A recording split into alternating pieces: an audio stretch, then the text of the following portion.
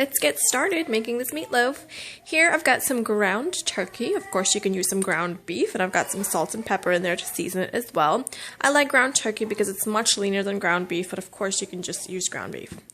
And I've also got some chopped up onion, some green onion chopped up, some garlic, some green bell pepper, some cilantro.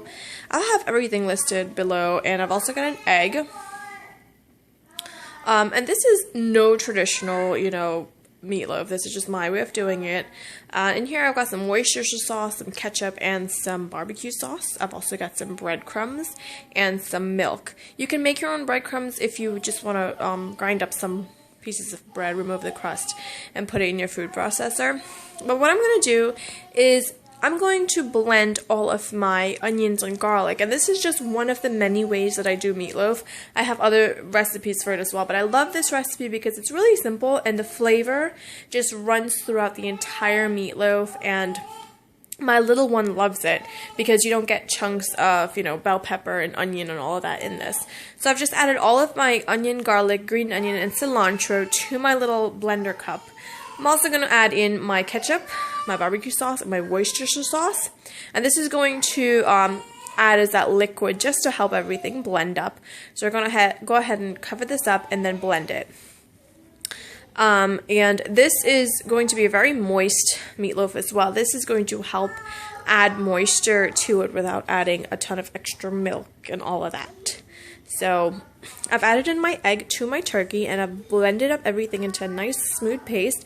I didn't use any extra water or anything, just the ketchup and the Worcestershire sauce and the barbecue sauce. So I'm going to go ahead and add that in. Now I didn't use all of it because I don't want this to be overly soggy. I want it to be able to hold its shape after it's finished baking. Sometimes if you add too much liquid, it could just fall apart. So I'm just going to go ahead and mix that up. Add in also your milk. And mix that up.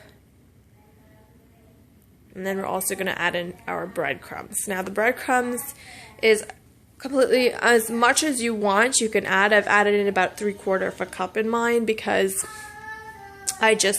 like I said, I like it to be not too dry. I don't want it a dry meatloaf, but I definitely want it to hold its shape after it's done baking. I don't want it to fall apart on me, so I like to add enough breadcrumbs in there.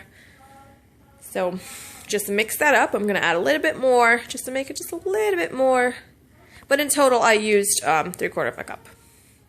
And all the amounts will be listed below in the description box.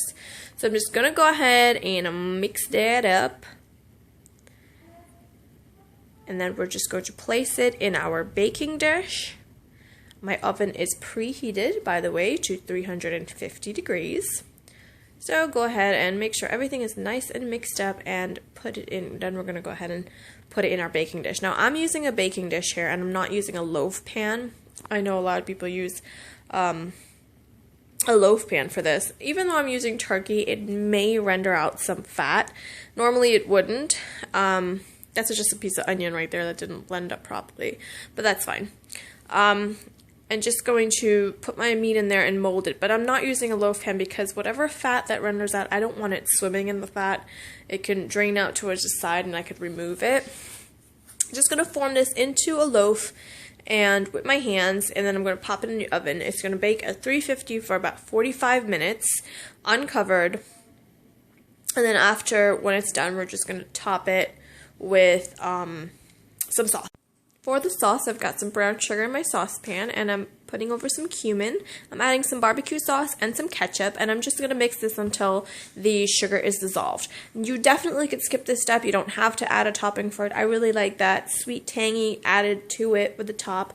And my meatloaf baked for about 45 minutes. As you can see, no fat rendered out from the turkey. I'm just going to cover this, make sure all the sides are covered. I like all the sides to be covered. I'm going to pop it back in the oven after I've spread this on top for about another 5 or 10 minutes or so. And that is it. The meatloaf is done. It is very moist. It's very delicious. All those flavors just run through the whole thing. I hope that you guys enjoy this recipe. Thanks for watching, and I'll see you guys next time. Bye-bye.